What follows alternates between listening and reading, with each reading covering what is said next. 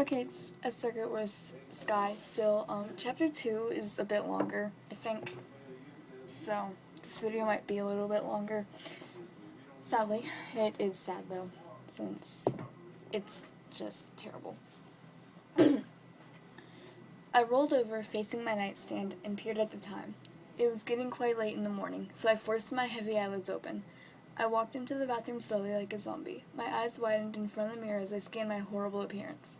I undressed and stepped into the shower, letting the warm water calm me. I ran my hands through my wet hair, staring at the shampoo bottles. I was just about to pick one up when it fell into the bathtub. That's strange. I didn't even touch it. Never mind. I grabbed the bottle and washed my hair as well. I got out of the shower and put on a white hoodie and some black skinny jeans. I pulled my dark wavy hair up into a high ponytail and left the house. I took a bag with me and quickly threw in some essentials. I swung the bag over my shoulder and headed out of the house. That was kind of repetitive. Whoops. Cough, cough. Thank you, Chaos. I walked quickly through the streets. The sky a light shade of baby blue. I saw a couple people I used to know last year in high school, but I just hid my face and kept going. I didn't feel like being stopped. I kept walking until I reached my friend Meredith's house. Meredith was probably the only one I could become really close friends with, seeing as she was quite an outcast, like me. She loved practicing witchcraft, although most of her family and friends thought it was stupid. I thought it was interesting, and I let her do what she loved to do. Some things she told me about were fascinating. I climbed up the steps on her front porch and rang the doorbell twice. She eyed me suspiciously through the I Spy and chuckled. I chuckled. Whoops. And she knew I wasn't a bully from her past come to haunt me. She opened the door, smiling sweetly. Hey, Sky, she said, pulling me inside and closing the door behind me. What took you so long? I might have slept in a little, I confessed. She laughed and brought me upstairs to her bedroom, in which she had concoctions of all colors. Some were bubbling and steaming, and others were just still. I walked over and stared deeply into the one that was a transparent bright green. She watched me proudly as I examined each and every one of them. What do these do? I asked her, seeing her beaming so much. They must have turned out well.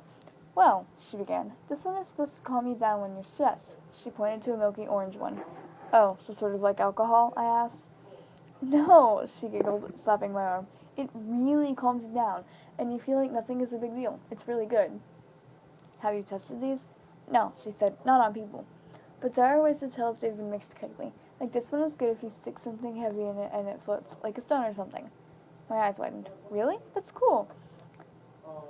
It's very cool, she agreed. And this one, she was stopped on an empty glass, which she must have used to mix water and was suspended into midair. We both stopped and stared at it. I had been staring at it for some time since I noticed the lights reflecting off it in different colors.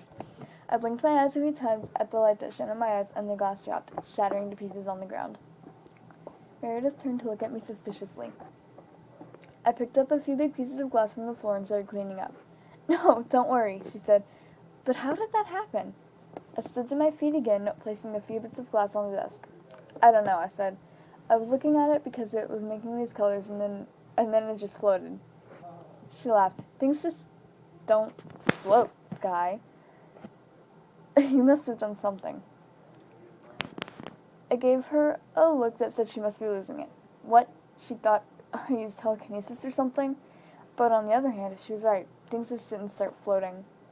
Come here, she said, guiding me to her bed. She made me lie on my stomach and stare into a cup. I stared at it for about 30 seconds, and it shot up in Meredith's face. Whoa, she exclaimed. Control yourself.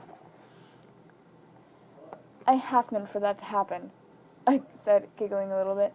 I was excited about my new ability now. I knew it would take some practice and getting used to, but I couldn't help but imagine what I could do with this.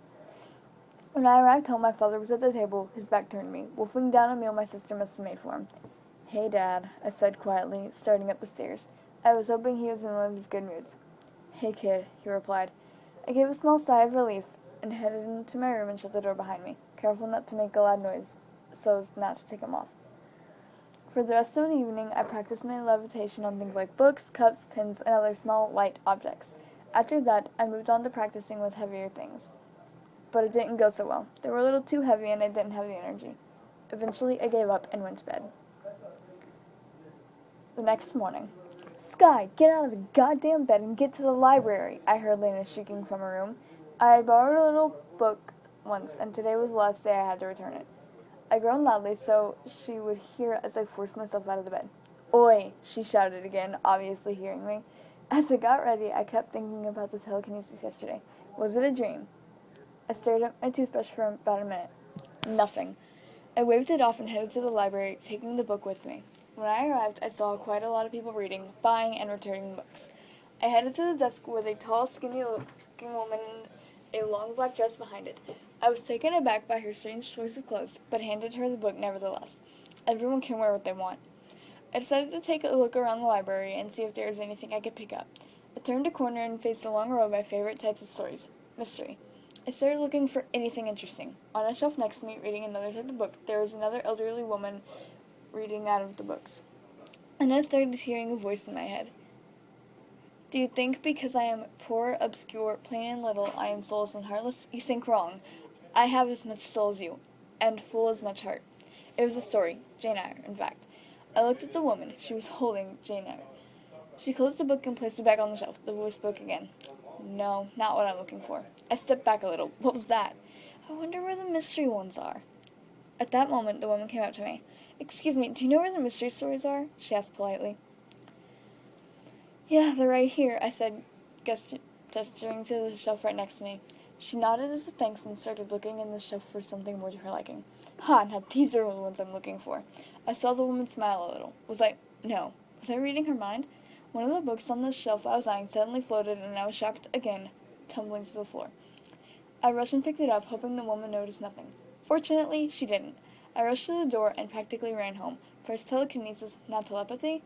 It was all just too much for me. I kept hearing people's thoughts in my head when I looked at them. It was too noisy. I ran up to my room, slamming the door behind me, and tumbling onto my bed. After a few deep breaths, after I had gathered my thoughts, I opened up my computer again. I needed to hack someone. I had taken up hacking instead of cutting as a stress reliever. It was something I always did. It was no harm to me or the people I hacked. People would say I deserved to be in jail, but I personally thought it was heaps better than cutting. After a long while, the picture started to form on my screen again, this time a little different. At first it was a little fuzzy, then all I saw was a red velvet couch, nothing else. The camera was quite close, and I guessed it was probably resting on a table in front of it. I was staring at the screen, hoping someone would come entertain me, when I saw someone whose appearance I recognized very well.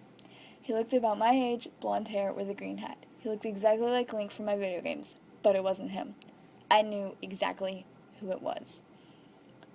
Hooray. So, yay. It's a good story.